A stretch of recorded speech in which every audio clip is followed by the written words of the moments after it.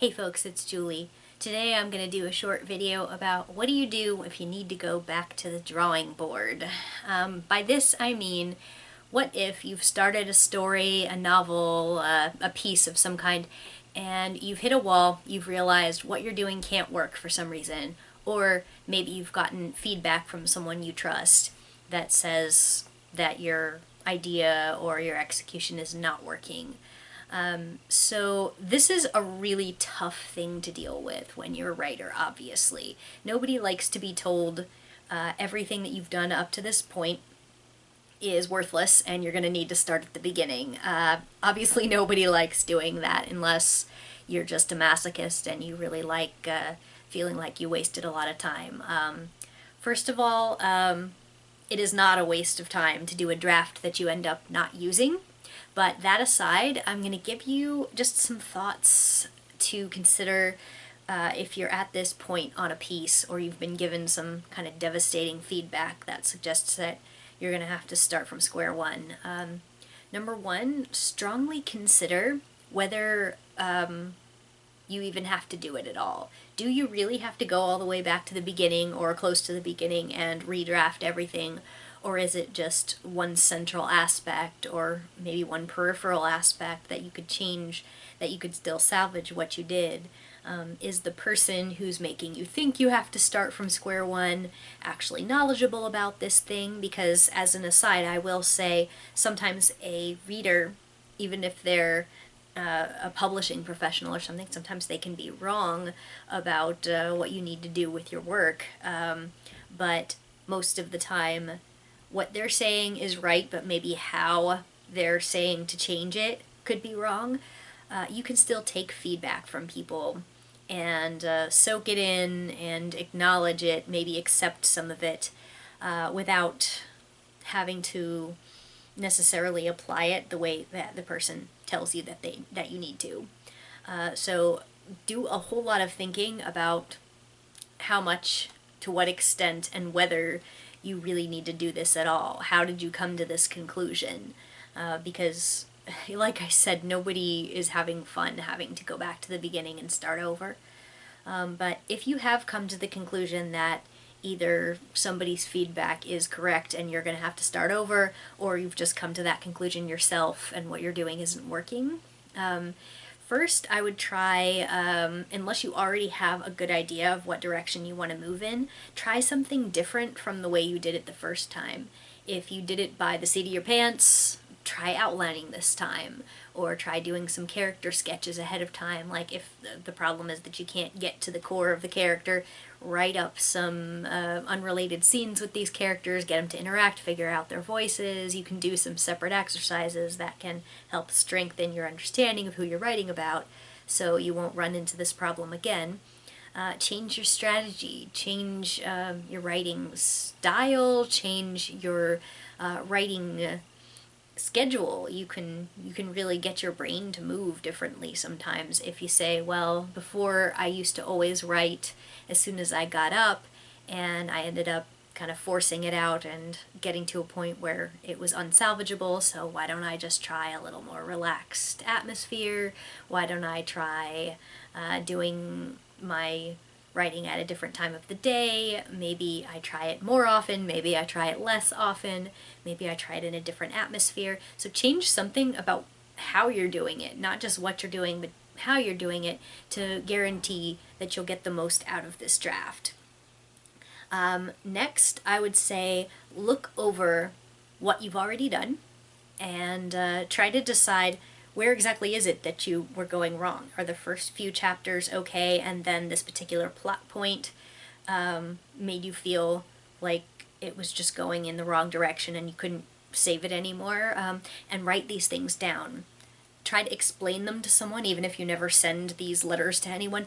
Explain it to someone as if they're asking you, hey, why are you doing this? Try to explain it in your own words, and that'll sort of help you logic out what you need to do and why what you did originally is not going to work.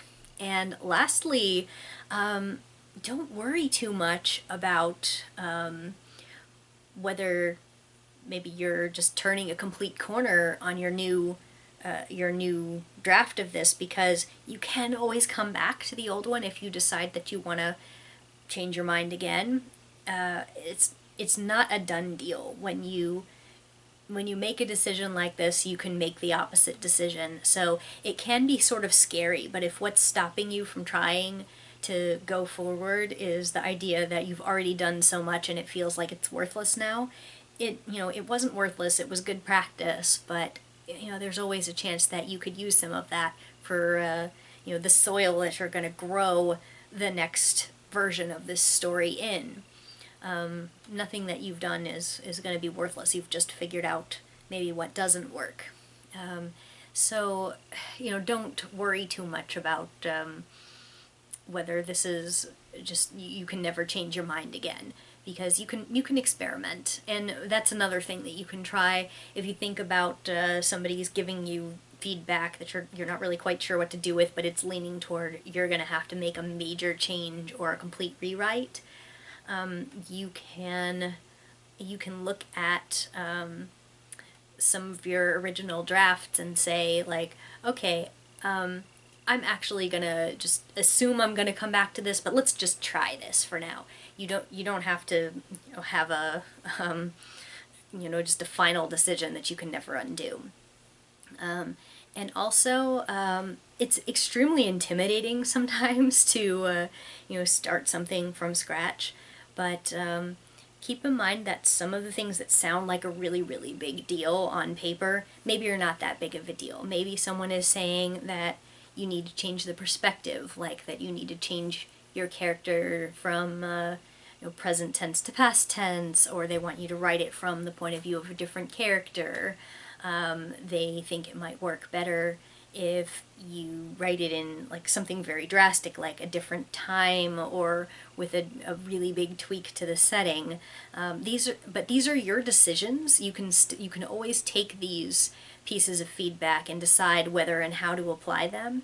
And that's the thought that I'm going to leave you with, is you are the boss, and nobody can demand that you apply changes the way that they want you to. If it's your story, they can be very influential if they're something like your editor or your publisher, but you have to ultimately be the one to make the decision as to whether that is best for your story.